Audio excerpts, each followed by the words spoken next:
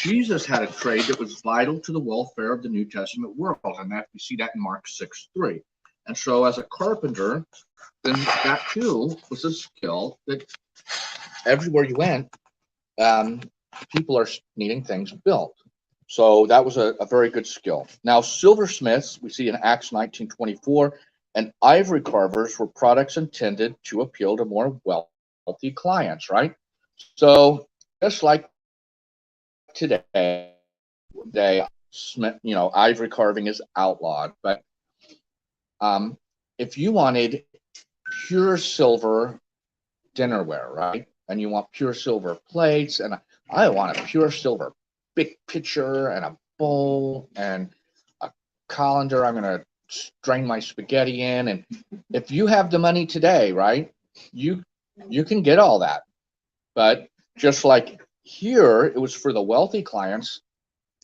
That stuff exists today, but it's for the wealthy clients. We're not out running around buying up all of these extravagant items because the market isn't for us. So if you, some of the items though on that are expensive foods, perfumes, and other wealthy products, if you look at Revelation 18:11 to 17, then it gives a list of things that are disrupted in Revelation, and those are these all these different wealthy goods. And so at this area though in Palestine, it says most of the area was pastoral and agriculture in the first century. So they are not the big base of creating goods. They're still on the we're getting by, we fish, we grow food, we have wine, we're doing okay, but it's still an agricultural base. So the practice of trading was common among both Jews and Gentiles, and that's in James 13:16. And among the Jews, grain import and export and banking were large business enterprise. Now think about this for banking.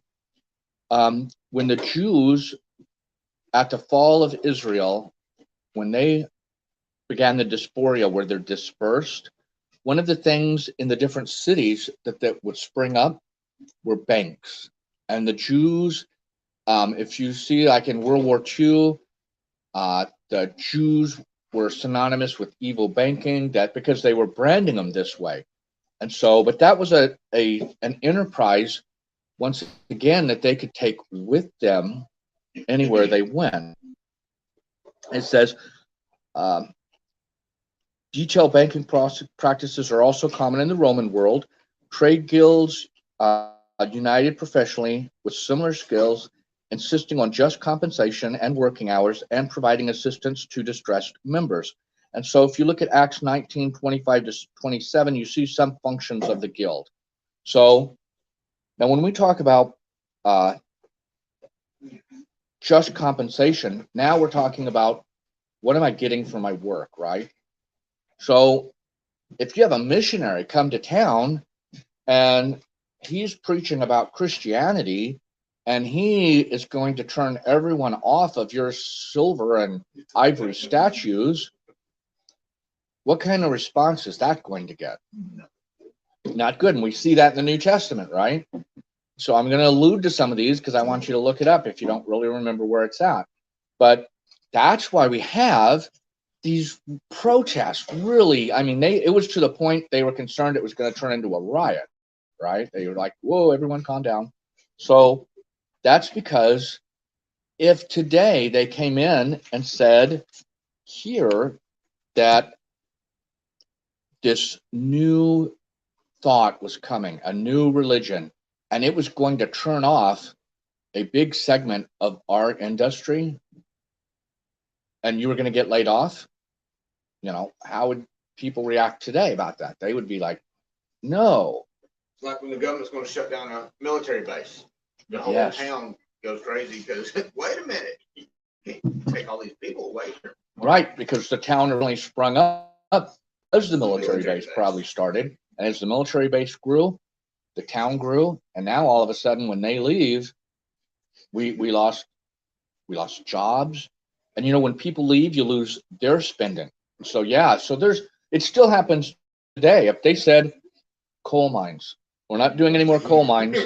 Then whole segments, if you were in a town that lived on coal mining, they just turned off everything you know. And even if you just own a store, Right. They turned off what you know. Because they got to leave. They got to go find work somewhere else. So that way, when you read about that in the New Testament, remember, that was a pretty big deal to say that, you know, we don't worship idols anymore.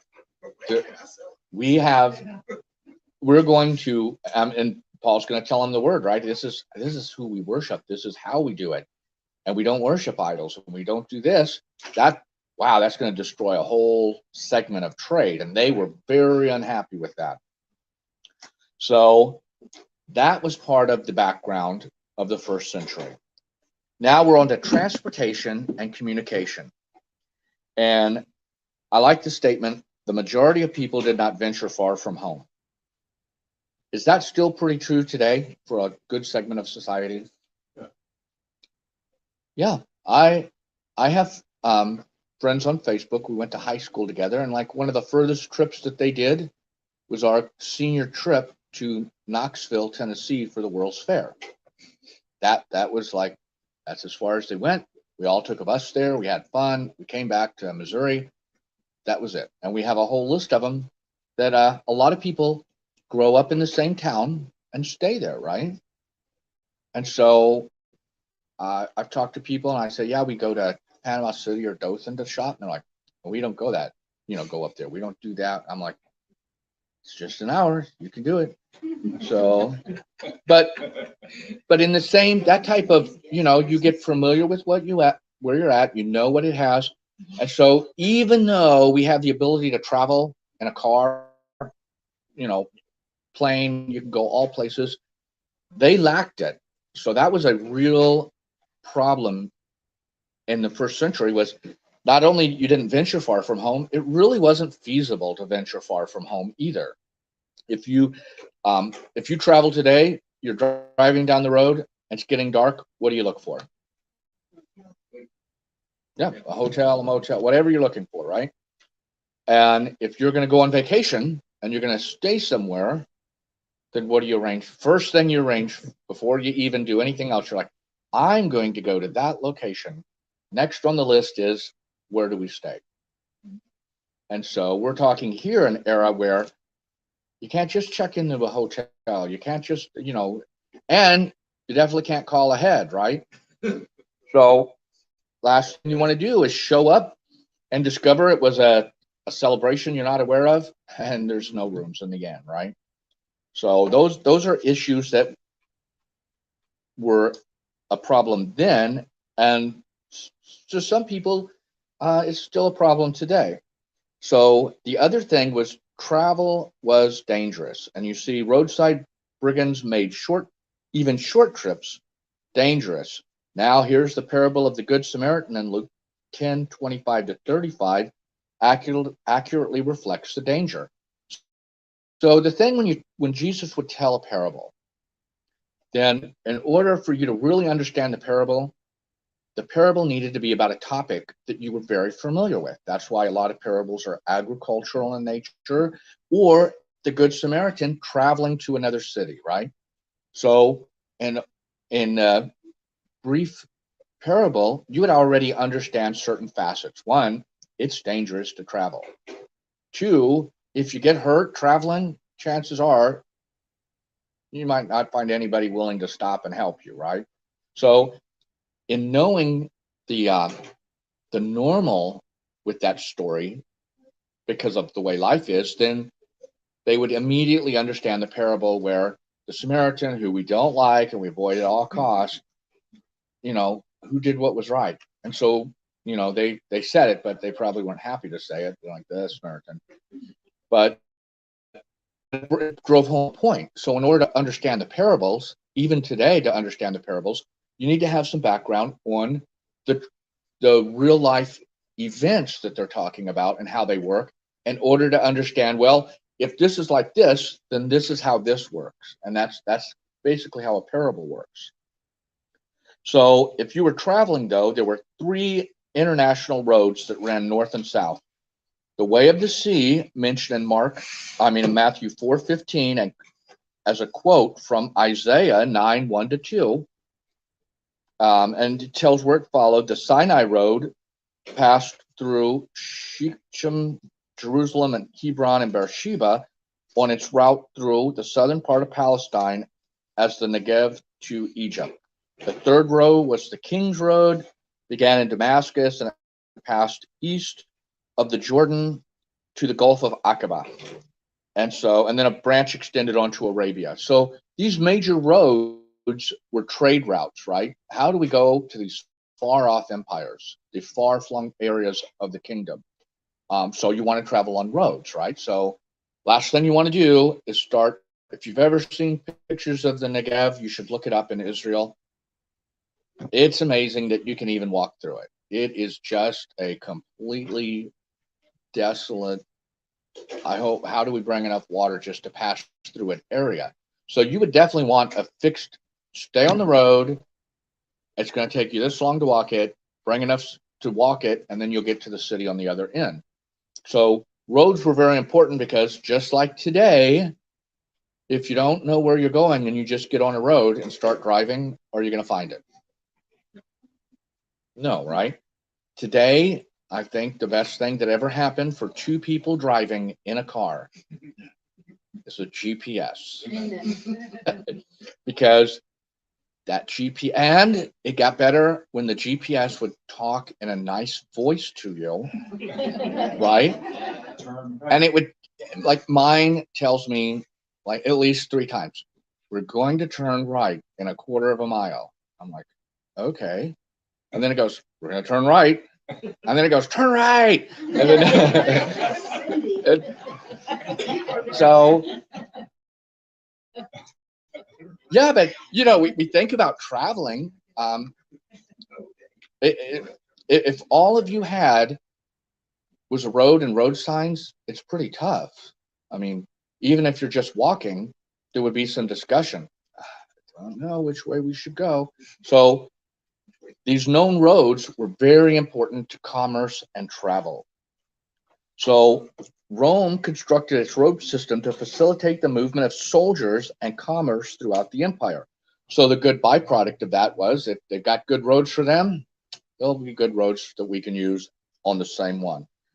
The Appii Forum in Acts 28:15 was a rest stop along the Appian Way leading to Rome. And the Egnatian Way carried land traffic across Macedonia through between the Aegean and Adriatic seas en route to Rome. And Paul would have followed a portion of this route in his travels through Macedonia from Philippi to Thessalonica in Acts 17:1. So, when you have these routes talked about or briefly mentioned, or we know that they're traveling, it's good to know, okay, well, what was that route that they followed? Because they definitely wouldn't have laid out a map and said, we're here, we're going there, and we draw a straight line. Because even today, that doesn't work. That, roads, they go through cities, right? And the first thing when my wife and I are driving, I'm like, how can I avoid the cities? But you can't take the really fast interstates and avoid the cities, right? Because that's what they're connecting for. So here, you need to know they had roads, but when Paul would go on a missionary trip and he went from this town to this town, it wasn't a straight line. He had to follow that road and probably pass through some cities he necessarily isn't wanting to stop at because he's got a goal in mind, but you still have to do that in order to get where you're going. So even though traffic moved via land in the first century, water was the primary means of commercial transportation, especially for, we see it for grain shipment. So why are we traveling by foot, but we're sending commerce by boat?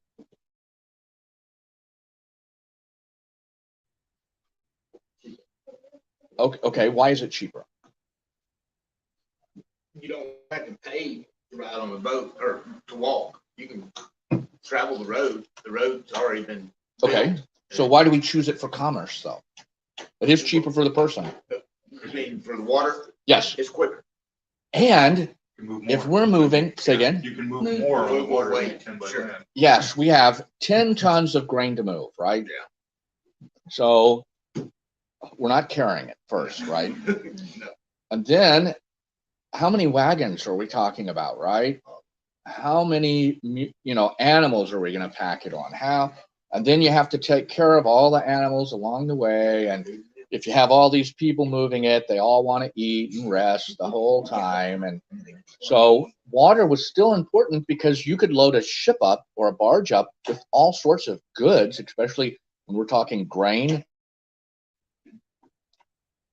Just like today, what is right now the big thrust in the Ukraine?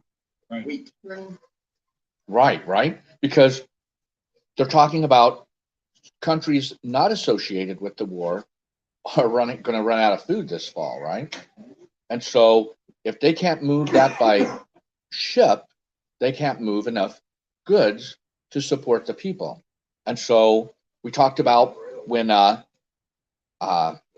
Alexander the Great's empire was falling and, they were battling. What's one of the things one of the early generals did is he secured Alexandria, right? And stopped the grain because it helped led to his taking over of Rome.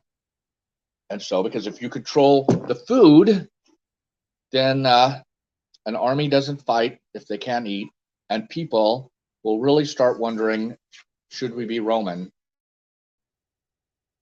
or should we be dead if there's no food? So that shipping and controlling the shipping was very important. So Paul was aboard an Alexandrian grain ship when he was shipwrecked, Acts 27:6. So with that, though, now we have communication.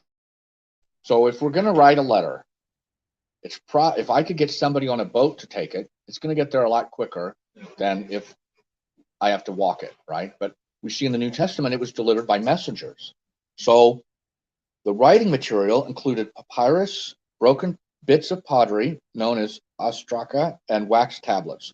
Leather and parchment made from animal skins provided a durable writing material. And then if it was a message for the whole town, there would be a town crier that would announce it. But now think about this. When Paul wrote these letters to the churches, you couldn't go and just get notebook paper, right? And you couldn't go and get my handy little notebook that I like to keep notes in. So it could be expensive to have things written in a permanent nature, because if you're writing on, remember, there's no air conditioning, there's no climate control. So if you store paper or papyrus in a really humid area, it's just going to start to disintegrate, right? So you have to find something to write it on. And that's where those broken bits of pottery, if you're just going to write down notes, then if you were making pottery and it broke, or if you broke your own by accident, then that would be a way to reuse it, right? That way it's just not a lost piece of items that you bought.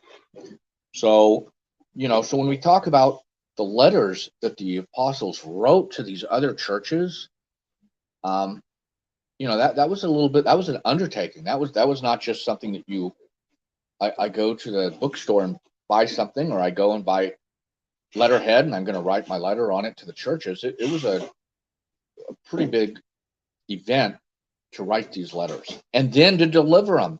Because if I said, our church is going to communicate to the church in West Virginia and setting up a visit, can we give you the letter and we'll see you when you get back? Right, but that's, it's pretty much, and you're like, I guess I'll walk there, right? Maybe you could harness some of your cattle and a horse, yeah, but still, it's going to be quite a trip, right? So imagine these letters when Paul wrote to churches and said, I'm concerned, he has the content of the letter. He talks about he's wanting to meet them again. He's wanting to do this. Someone had to bring that letter from where he's at to where the congregation is at. And so we talk about having good friends today. I'll ask you, Do you have a friend that you could even give a letter to and say, you know, my friend in Dothan doesn't have a mailbox? Would you even drive it there? Much less would you walk there, deliver it, and walk back. So these letters, part of what's just something on the New Testament is not only were they preserved, they were written and sent to these churches. That's just amazing.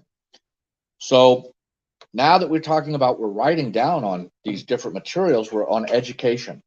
So prior to a few centuries before Christ, no schools existed for most children, and sons were probably taught the fundamentals of reading and writing by the fathers.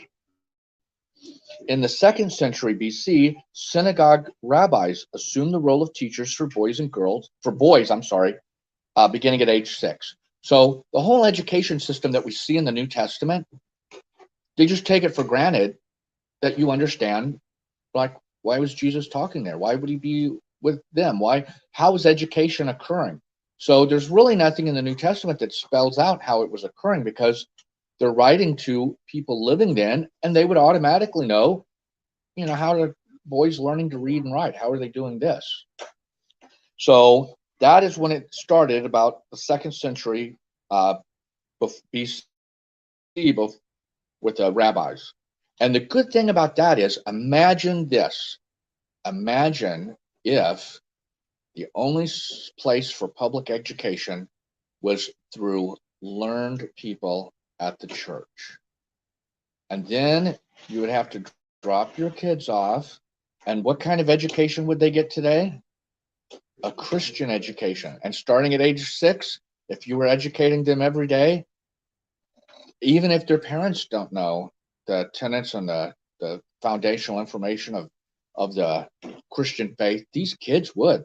You're going to have songs. You're going to have all this. When I was in Israel, I was the first time I was ever exposed to it. I thought it was the best idea ever.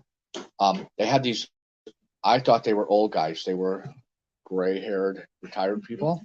But at the time, I thought they were really old. So we were at the Wailing Wall, and I asked our guide about it. And so, because they were doing little circles and singing, and that was my second trip where I found out you can actually go inside the Wailing Wall. On the left-hand side, there's an area that goes in, but you have to be with somebody to do it. So we went in there, and we heard what they were singing, and they were talking, and we asked, what are they doing? So what they were doing is they would offer free childcare. Now, childcare today is everywhere in the world. Childcare is expensive, right? So imagine if you're an immigrant and both parents are working, and you're an immigrant to Israel, and you're working, and you're trying to figure out how are you going to work and have your kids. And what if this group of people, they're the Jews, they said, we'll offer this to you, but you have to realize we're raising them as Orthodox Jews. And so, because you can't afford to do anything else, you pretty much have to have your kids there, or else mom can't work. And so they were continuously raising up these children to understand the Jewish religion. They teach them Hebrew. They had songs everywhere I saw them. They were always singing. The little kids, they loved to sing. They all held hands. They just wandered around learning Judaism and being taken care of. So my thought today would be, and similar to this, what if when you retired, since you already have a retirement and you already have time, the two most important things, when you get older, you realize the two most important things you have are retirement and time. So once you've secured them both, what if, like in our church here, what if we had child care that we offered to the community, but we say, if you come here, you just got to know they're being raped. It's all a Baptist education. We're going to take care of them. They'll have fun, but they are getting a Baptist education right off. It'll be a Christian education right off, because we're a Baptist church. So it'll be a Christian education. So if we offered that here and we said it was free, we wouldn't be able to grow fast enough to accommodate all the children. They would all come, right? Every working, even if they're not working, if they have 4 or 5 kids, they're like, I've got to have some of a break, They offered this in Geneva, Oh, and they told Carlene, you can't be teaching our children the Bible. Yeah, they were teaching them math and English, and the English part was the Bible. They said, we're good with you teaching math, but we don't want you reading the Bible to them. So you will have some. You'll have some, but that's the agreement they need to know right off. You want this? This is what we're doing, Right. And you have to agree to it. So, Right. But I mean, think of how many. This was the beginning of the Sunday school movement, was to have school for kids that worked 6 days a week in the factories. They would give them regular education, but also put the Bible in there. That was way at the beginning in England. Because if we don't have a method of presenting the Bible to children and adults, how are they ever going to learn? And so that's where we see it here. So by the time Jesus, the disciples, they're alive, Jesus is on earth, then that is the norm. So that is just the unspoken norm. So only education provided for girls was informal domestic education given to them by their mothers at home. So girls don't go off to school, boys do, but girls are receiving home ec, if I'll call it that, on how to operate a house, how to take care of, how to cook, how to do this. So the development of education among the Jews, and that's not for sure, but it may indicate a response to the influence of Hellenism. Education was an important role among the Greeks, and a person was expected to demonstrate vigorous intellectual effort until the age of 18. Now, this is something I like. In the Roman Empire, we see that slaves often served as teachers, right? Because we talked about when they took over an area, they would enslave a large portion of them. And so if you enslaved educated people, the natural response was, well, let's get this guy to teach our kids, right? So pupils studied, now here's the list: philosophy, mathematics, music, literature, and rhetoric. And senior scholars additionally instruction was available for astronomy and architecture. Now, astronomy is really important. They're not using it yet to navigate, long distances, but you have to know astronomy in order to sail from one location with no landmarks over a long area to another one. In the 90s, my boss was a retired B-52 navigator, and at that time, they still used celestial navigation to find their way, for practicing on these, we're going to bomb the Soviet targets. If you don't have GPS, the only way you have to get somewhere is either you look down, I know that city, or if you don't, you celestial navigation. So when I started flying on C-130s, we didn't have GPS, and we flew from here to England. And the first time we went, the navigator was not the brightest, and we missed England by 40 miles. Had to turn around and come back. Because so these subjects, they're important, right? When early explorers, when we were, set Lewis and Clark out to to map a way across, you can't map a way if you're drawing scribbles, right? You can't. We're not going to have. And then I went this far up the river, and you're like, well, how far is that? I don't know. It seemed like it was days. So celestial navigation was used by, I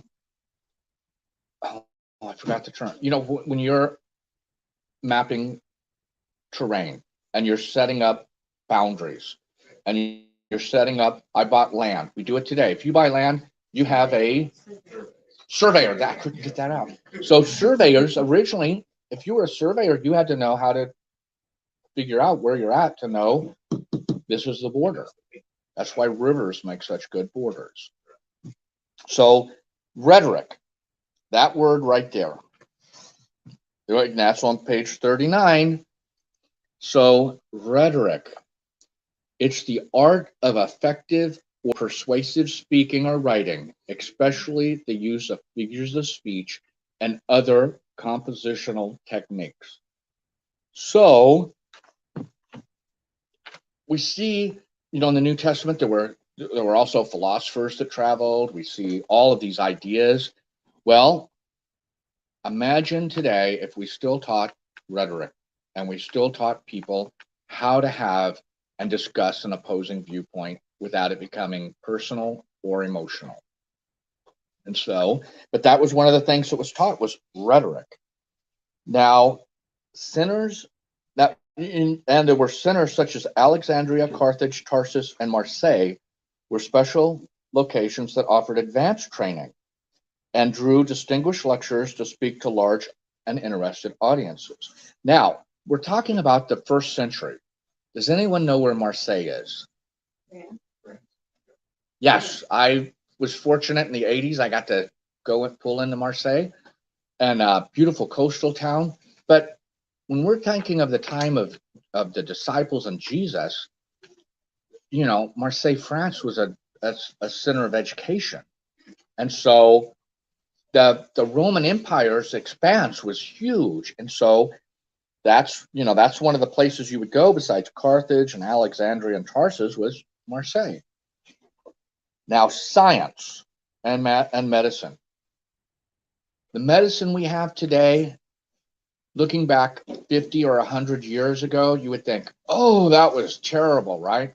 You go back to the Civil War and they're doing amputations and they're not practicing good hygiene. And, they were thinking, oh, there's people. What were they thinking? Well, what they were doing is they were using the most modern methods that they had at the time, right? So as long as we're, all still around in 100 years, I'm guessing they will look back to us and go, oh, can you believe they were injecting them with this and doing that? And, because you're hoping that things progress. So from science and medicine, now we're going back 2,000 years, right? So it was crude and frequently contained elements of superstition and magic. And then until Greek times, medical diagnosis was the responsibility of the priest. So when you look at the Old Testament, there was a whole thing you had to do. If you had mold, the priest got involved, right? Close the house up, open it back up. And at a certain point, it's like, that mold's not going away. You're going to tear it down. If you had leprosy or any type of sore, you went to the priest in the Old Testament, right? And that priest had it's even in the Bible, what they would, a short summary of what they did. And then, you followed what they said. So up until the New Testament, the priests were doing, the medical exam and this is what you need to do. So if you look at, now here's how the New Testament is different. If you were to look at Colossians 4:14, it says, Luke, the beloved physician, and Demas salute you, in the letter of Luke, right? So here we have Luke, that's a physician, but he's not a priest. And so if you were just looking at the Old Testament and then going right to the New Testament without any background, you'd be like, is Luke a priest or what's he doing? Where did this physician stuff come from when the whole Old Testament is based on the priesthood looking at people? Now all of a sudden we have Luke the physician popping up. And so that's because the diagnosis previously was the responsibility of the priest and it moved over to these physicians. And it says in Leviticus 15, some of the medical practices concerning hygiene, for example, and it talks about it in Leviticus 15.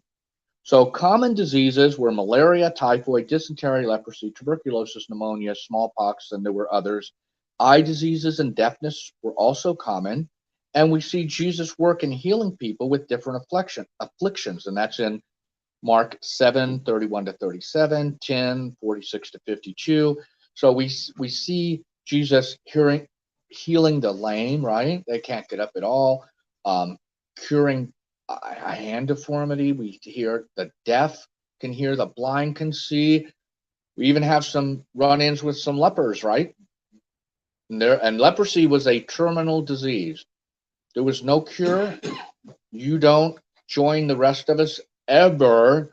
You live outside of town because we're going to send you to because you're contagious. There's no treatment, there's no cure, and you're a leper, so you have to stay away. So lepers were total outcasts. And yet we see Jesus getting involved with lepers, right? So knowing, what kind of diseases and what kind of problems help us better understand the idea. Now, there was also an idea that if you were blind or you had a deformity or you had a problem, because the disciples asked Jesus, that's why I know it was a belief, right? Who sinned, this man or his father, right? Because the idea was that this problem was cause related. There was a direct cause. You did something and you became this way. And Jesus said, no, that was not the case. So that's another one to look up and see exactly what Jesus said. But those events were viewed as cause related. A lot of them were. If you had something go, a health problem, people might wonder, what's wrong with you? You're hot. Job, right? So Job had a very bad time, right? He lost his family, he lost everything, he got boils all over him. But we know in Job that what did Job do wrong? Nothing. In fact, it's just the opposite. God commended him in front of Satan. Satan, who is like Job? There's nobody. Satan told God, well, of course, Job is so faithful because you do everything for him. He's rich, he's got kids, he's got this, he's got that. If you take it away, he'll curse you, right? And God let him take it away. And Job's response was appropriate, right? And then it went all the way to where God said, you can't take his life, but you can afflict him, right? So, but his friends had the same view. You did something, right? If only you would come clean, you might be, there might be hope for you. So in that, in New Testament times, doctors examined both the Jews, Mark 5:25 and 26. They existed, I'm sorry. The Jews had them, and we know Luke was one. And the Romans had them in Colossians 4:14. Oh, that was my other verse. I didn't even realize that was my verse. Yes, I looked that up. So we know that that's the verse for Luke. And how do you become a doctor? Well, you have an apprenticeship with an experienced doctor, and then there's some sort of medical education. But remember, there's no anesthesia, right? That's the same as the Civil War. We're hacking off limbs, we're amputating. We hope you pass out soon so that you're not screaming the whole time we're doing this. It would have been a very bad. And then we hope you don't get infected because we don't even understand infections yet. So it was a very tough time.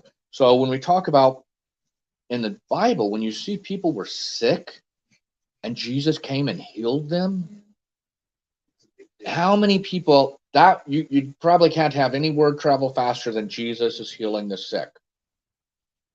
That's when they were following him by the thousands.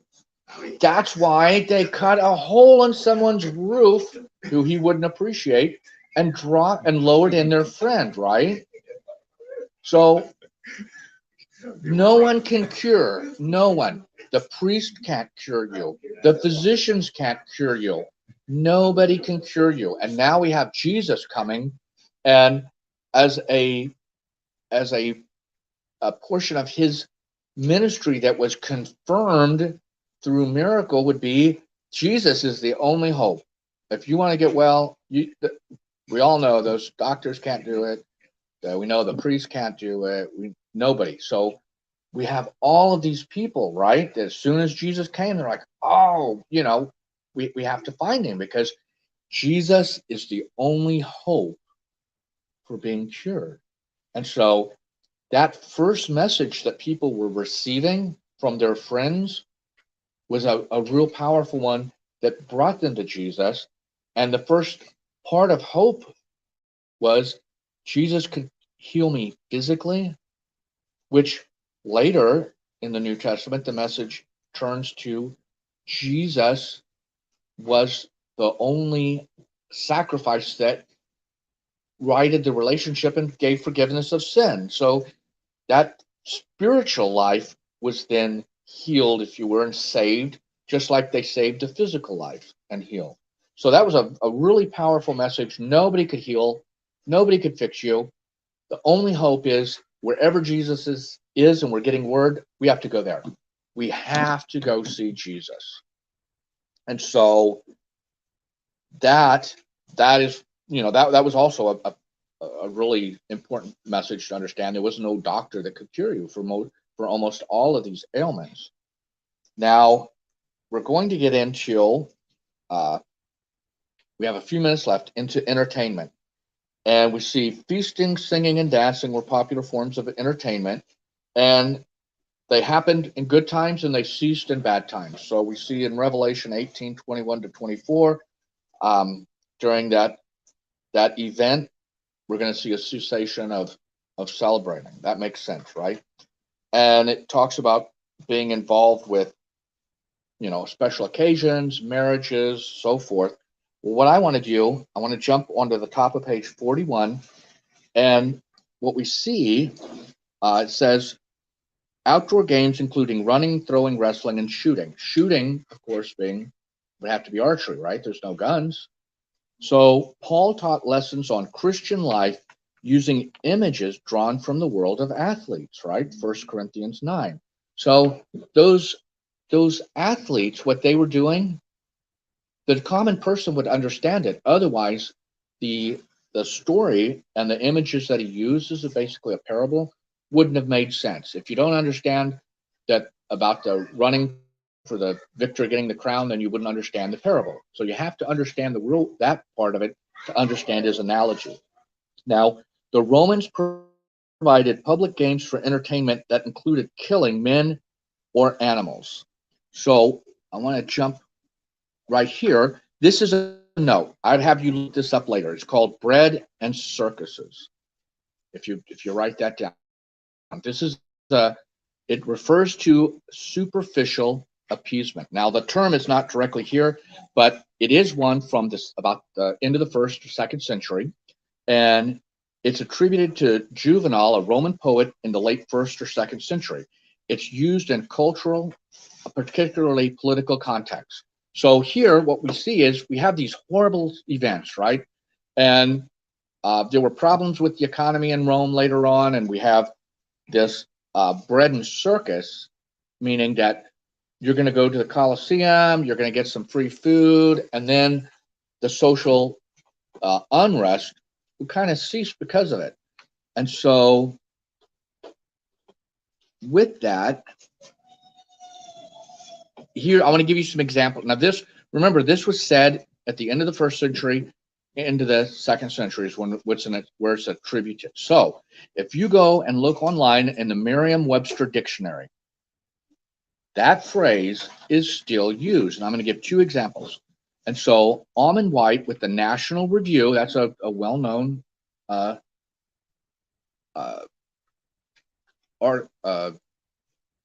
paper, magazine, on 20 August of 21, he wrote that de Blias's music for the masses projects comes terribly close to other progressive notions of making American life more socialistic, urging people to think of themselves as masses is simple bread and circus.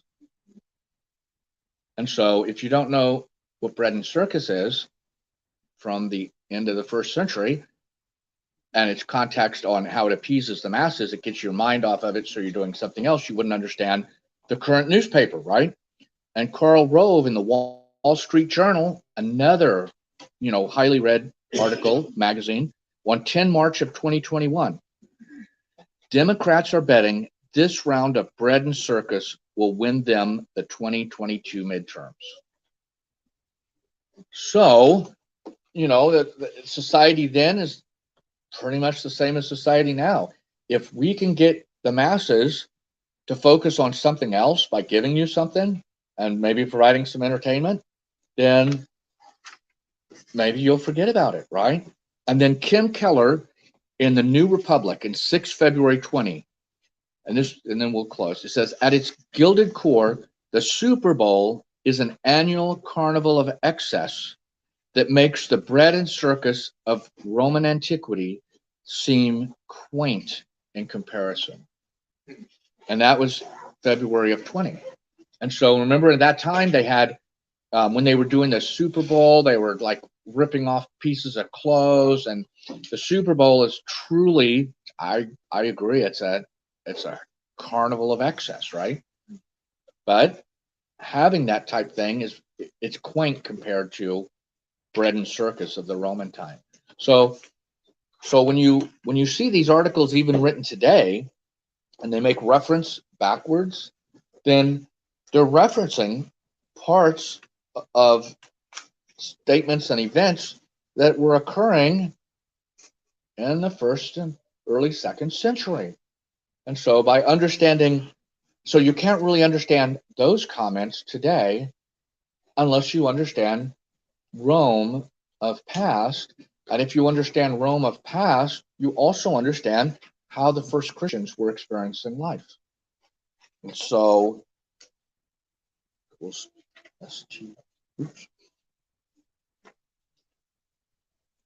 And like I said, we probably have one more week, and then we're going to get into the religious background of the New Testament, and that's where we'll really see the opposition.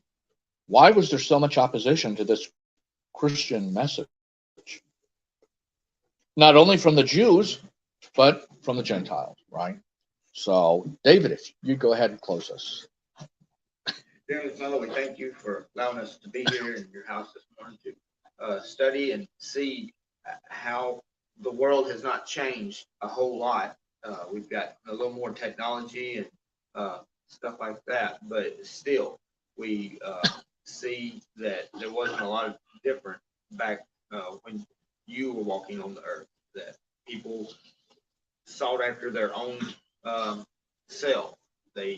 But when they saw something that could help them out, they would cling after it, but just for the short time, not for eternity. We just pray that we will be able to be a light to show others that they need you, and they need you for their ultimate healing and for eternal life, dear Lord. We just pray that you will be with us as we go into the service this morning. I pray that you'll be with us as we worship you and praise you in song, and as we hear reports from our mission trip to Javinia, dear Lord. Just pray that you will be in each and everything that we do. All these things I ask in Jesus' name. Amen. Amen.